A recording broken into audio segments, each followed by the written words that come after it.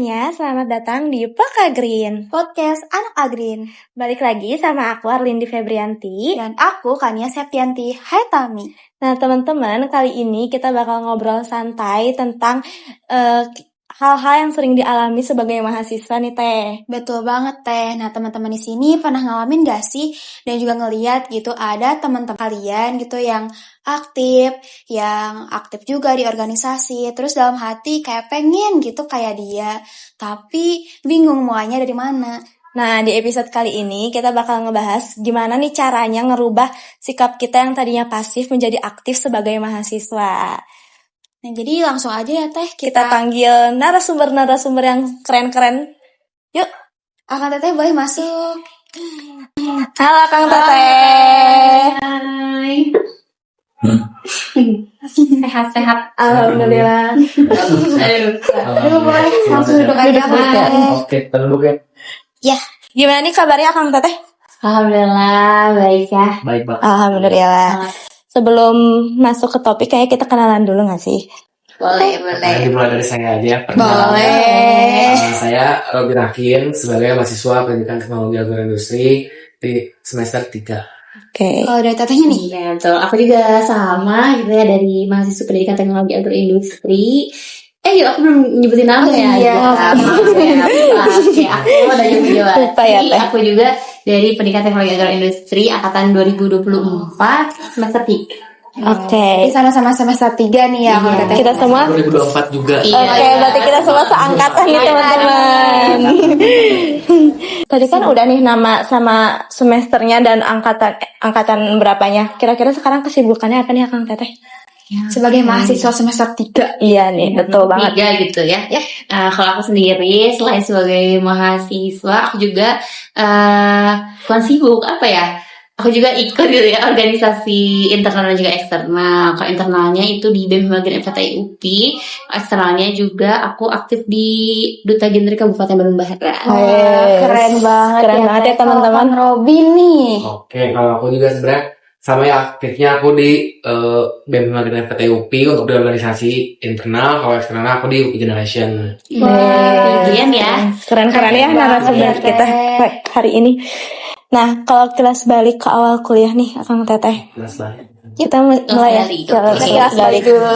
Jauh banget. Nah, kalian tuh tipe mahasiswa yang langsung aktif atau cenderung pasif dulu sih? Jujur, aku pasif sih. Aku juga pasif sih teman-teman, karena apalagi aku awalnya kan masuk agroindustri ini pilihan kedua ya teman-teman. Jadi waktu itu sempat kepikiran untuk coba lagi di tahun depan TBK gitu. Jadi lumayan pasif lah bisa. Alasan yang bikin Akang Teteh pasif itu pas awal perkuliahan kenapa tuh? Sebenarnya mungkin karena transisi dari masa SMA SMK ke kuliah gitu ya. Jadi masih agak bingung nih gitu mahasiswa harus ngapain, dan masih banyak rasa takutnya gitu, entah itu takut dari dosennya, takut karena temennya, lingkungannya, karena dijudge atau apapun itu. Betul banget. Kalau dari Kang Robi? Alasan utamanya balik lagi kesadaran juga belum ada mungkinnya di situ, karena ya balik lagi transisi sama kita juga baru mendapatkan lingkungan yang baru gitu, teman-teman yang baru. Nah itu kan kita juga pasti punya netting tersendiri. Apalagi banyak yang dari daerah yang berbeda ya. Adaptasi dulu. Iya. Adaptasi juga. Dari bahasa juga kan kita harus menyesuaikan juga. Betul dari banget. intonasi dan lain-lainnya. Nah, gitu. Kan tadi Akang Teteh sendiri pas awal perkuliahan tuh pasif ya. Tapi ada gak sih momen yang bikin Akang Teteh tuh mikir dan juga ngerasa, wah kayaknya aku harus berubah nih, gak harus pasif terus, aku tuh harus Kayak jadi nggak bisa gitu yang kalau pasif aktif terus. gitu. Ada Momen sih apa ya. yang bikin Pasti kayak ada gitu. Sebenarnya mungkin dari Kang Robi dulu. Oke, kalau dari aku sendiri, ketika aku udah mencoba gitu ya UTBK tahun kemarin gitu, dan ternyata hasilnya ya tidak seperti apa yang aku rencanain, dan ternyata aku harus bertahan di perkuliahan ini gitu, di sini, di jurusan ini. Nah setelah itu aku mikir ke depannya. Pertama harus tahu dulu nih kampus itu sebagai apa. Nah kampus itu adalah suatu fasilitas gitu untuk kita tuh dimana berkembang, berpikir, dan banyak lah gitu hal yang bisa dilakukan di kampus untuk meningkatkan diri kita tuh jadi lebih baik. Nah di situ udah tahu, dari situ mulai untuk jadi aktif nih. Kalau dari aku sendiri, jadi hal kecilnya aja aku kalau misalnya di kelas udah mulai berani untuk bersuara lah secara gak langsung, karena ya mau gimana lagi gitu ya, Iya. kita harus berani ngomong sih. Iya, betul banget. Kalau aku pribadi, apa ya, sebenarnya mulai dari hal sederhana gitu. Momen-momen ketika ditawarin satu hal. Contohnya mungkin ada kepanitiaan yang masih kecil, kita berani nyoba. Akhirnya disitu sadar itu bahwa emang apa ya, penting gitu ya buat aktif, karena dari situ juga banyak pembelajaran, banyak pengetahuan yang kita dapat, apalagi seorang mahasiswa gitu ya, harus banyak banget relasi dan juga pengetahuan. Sebenarnya itu sih, mulai dari hal sepele. Betul banget. Nah, menurut Akang Teteh nih, kan dari tadi kan kita tahu ya kalau misalnya awalnya itu pasif, dan sekarang kita juga tahu kalau misalnya Kang Robi ini sebagai UPGen dan Teh Najwa sebagai duta genre, itu menurut kalian tuh berpengaruh nggak sih organisasi itu sebagai apa ya? Sebagai bikin aktif gitu ya. Iya, Bikin aktif gitu. juga Maupun di internal ataupun eksternalnya. Berpengaruh banget ya. Berpengaruh sih. Betul. Jujur berpengaruh. Kalau misalnya dari pengalaman aku sendiri gitu ya, di eksternal maupun internal, tapi yang dibedain itu dibedain tuh dari profilnya doang gitu.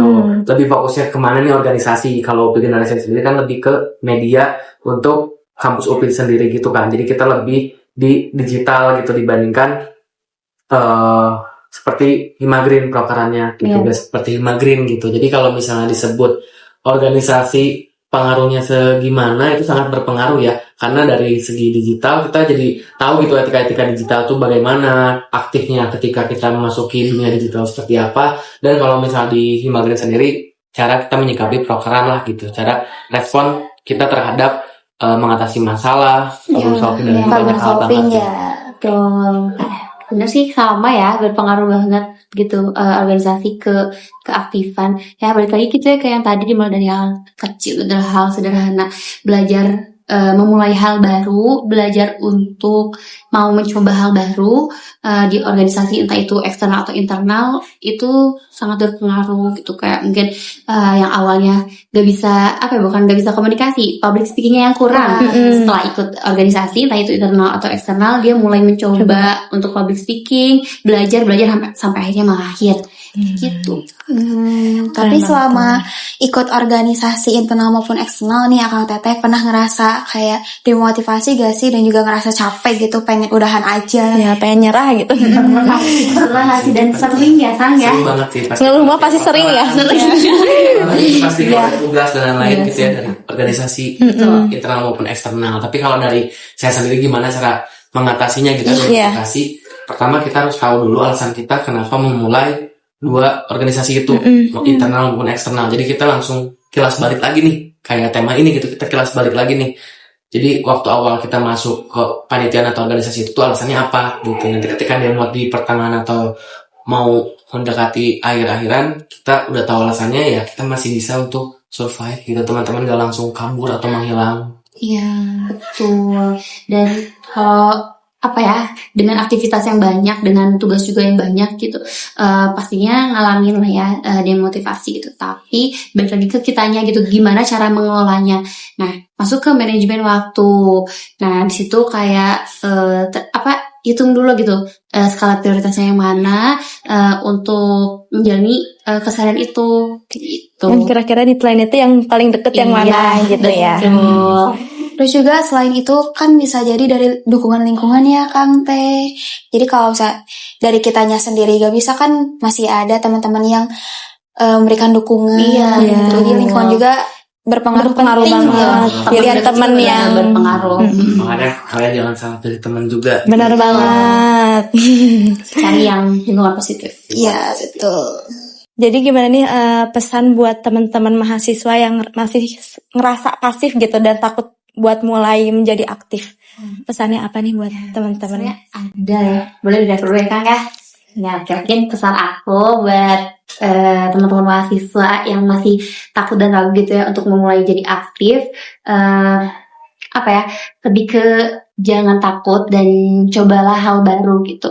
Dimulai dari langkah kecil itu bisa jadi suatu hal yang lebih besar gitu. Mulai dari berani berbicara, berani berpendapat, itu bisa jadi langkah awal untuk kalian menjadi aktif, entah di kelas, organisasi, ataupun di lingkungan luar lainnya.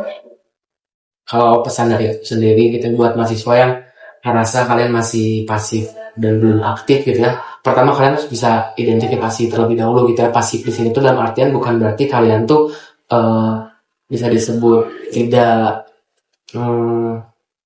pintar, bukan berarti tidak disebut tidak pintar. Tapi kenapa harus jadi aktif tuh karena kesadaran akan kalian tuh di perkuliahan itu mencari apa gitu. Karena kan kita untuk menuntut ilmu. Nah kalau misalnya kalian pasif, gimana cara kalian mendapatkan ilmu tersebut gitu? Karena dengan pasif sendiri itu kalian hanya cuman didorong aja, bukan ada kesadaran dalam diri kalian sendiri.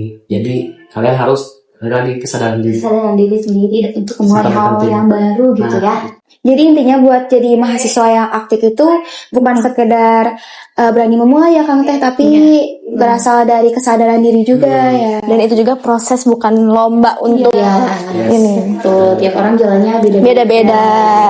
Tenang aja teman-teman, semuanya punya prosesnya masing-masing. Asal mau mencoba dan juga dari dirinya juga sadar gitu kalau hal tersebut itu penting gitu. Betul, dan ada kemauan gitu ya. Betul banget. Gak kerasa ya Teh, ini udah di penghujung acara. Ini udah penghujung. Makasih banget nih buat Akang Teteh yang udah mau jadi narasumber di Poka Green kali ini. Udah sharing-sharing Iya. pengalaman dan juga ngasih motivasi gitu ya ke teman-teman semuanya.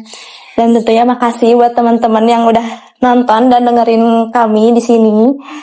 Ya, semoga apa yang kita juga bermanfaat gitu dan Amin. bermanfaat di diri kalian. Kita juga masih belajar teman-teman gitu. Tuh, sama-sama belajar gitu ya. Tapi kita mau sharing gitu pengalaman sharing yang kita punya. aja. Siapa tahu teman-teman mau mutualan juga gitu. Iya. Bisa Bener banget. Oh iya. Sok. Iya, saya Robi underscore aku. Ya, Najwa Anya 2 FW underscore. Jangan lupa follow ya teman-teman. Nanti dicantumin di bawah Iya. Instagramnya. Semoga menginspirasi gitu ya. Ya. Oke, mungkin cukup sekian kali ya Teh Kang. Makasih banyak sekali Makasih lagi banyak juga udah udah sharing-sharing. diundang. Makasih banyak juga gitu kita udah bisa sharing pengalaman di sini gitu. Betul Itu banget. kan langkah kecil kita ya. Iya. Betul. Dan buat teman-teman yang lagi nonton jangan lupa di follow, di like, dan di share ke teman-teman kalian yang lain. Ya Teh. Ya, dan sampai jumpa di Poka Green selanjutnya. Bye bye.